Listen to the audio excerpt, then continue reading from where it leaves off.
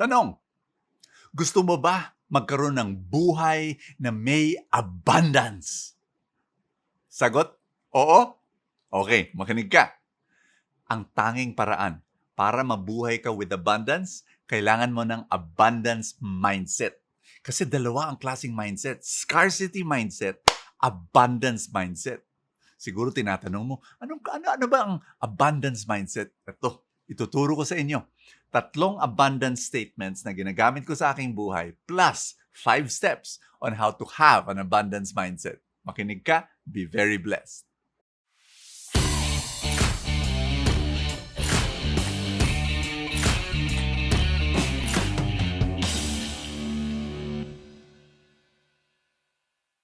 Ano yung 3 pangungusap na lagi kong ginagamit para sa aking abundance mindset? Ito, number 1, there is more than enough for everyone. Ay nako, hindi lang sapat para sa lahat, mas higit pa.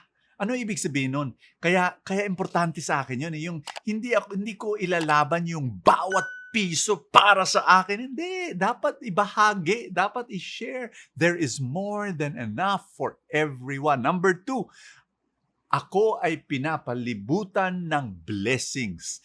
Isang dagat ng blessings. Makinig. May mga pagkakataon sa buhay ko, naniniwala ko, may mga problema. Di ba? May problema tayo. Tayong lahat may problema. Pero alam mo, naniniwala ako, maski gaano kadami yung problema ko, 10% lang ng buhay ko yan. 90% ng buhay ko, blessing. Naniniwala ako dyan. Inaangkin ko yan. Pinapahayag ko yan. Dinadasal ko yan. Lord, may problema ako. Pero ang dami-dami mong blessings. Lagi kong sinasabi yan sa sarili ko. Number 3, ang layunin ng buhay, my purpose in life, is to be a blessing to others. Alam mo, ang layunin ng buhay, hindi para makatanggap ng blessing. Hindi. Ang layunin ng buhay para makapagbahagi ng blessing. So, abundance, kailangan mag-flow. Pag nakakatanggap ka ng abundance, isi-share mo sa iba. Yan ang abundance mindset. Ito na. Ano ang mga 5 hakbang para magkaroon ka ng abundance mindset? Number 1, focus on what you have. Ang pinapansin mo, anong meron ka? Magpasalamat ka. Tandaan mo to. If you focus on what you have, feeling mo laging mayaman ka. Pero pag ang focus mo yung wala sa'yo, lagi mong feeling, mahirap ka. Number 2, ito, importante to, celebrate your uniqueness. Ibig sabihin, I'll give you na lang my example. Hindi ako magaling sa kamay in terms of fixing, yung ayos-ayos, mechanic, electrician, yung plumbing. Wala akong alam dyan. Number 2, hindi ako marunong sumayaw. Number 3, hindi ako magaling sa sports, di ba? Ang dami-daming mga bagay na wala akong alam, hindi ako magaling, bano ako sa mga larangan na yan. Pero meron akong isang alam, communication. Magaling ako magsalita at magaling ako magsulat. Yun lang! Pero sineselebrate ko yun. Yan ang abundance mindset. Hindi naman kailangan na magaling ka sa ganyan, sa lahat ng bagay. Hindi. Mag-focus ka lang dun sa, which is number 3. Number 3 is do more of what you love. You will have more abundance in your life. If you celebrate your uniqueness, number 2. And number 3, you do more of what you love. Ito, number 4. Ulit to pero kailangan uulitin ko. See blessings everywhere. Tandaan mo yan, you live in a universe of blessings, kaya importante na God is on your side.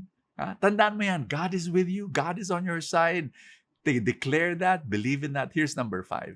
Hang out with abundance thinkers.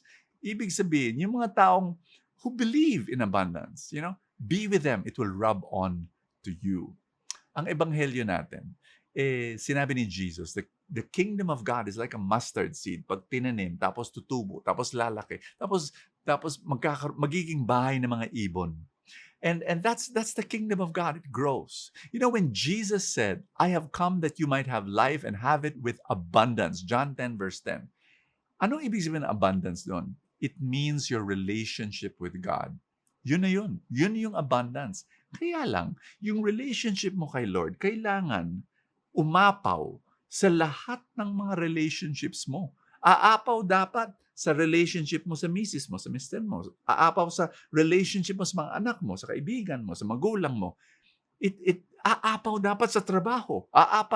Aapaw dapat yung grasya at blessing ng ang abundance ng Panginoon sa pinansyal, sa kalusugan. Kaya ako finance teacher. Finance teacher ako.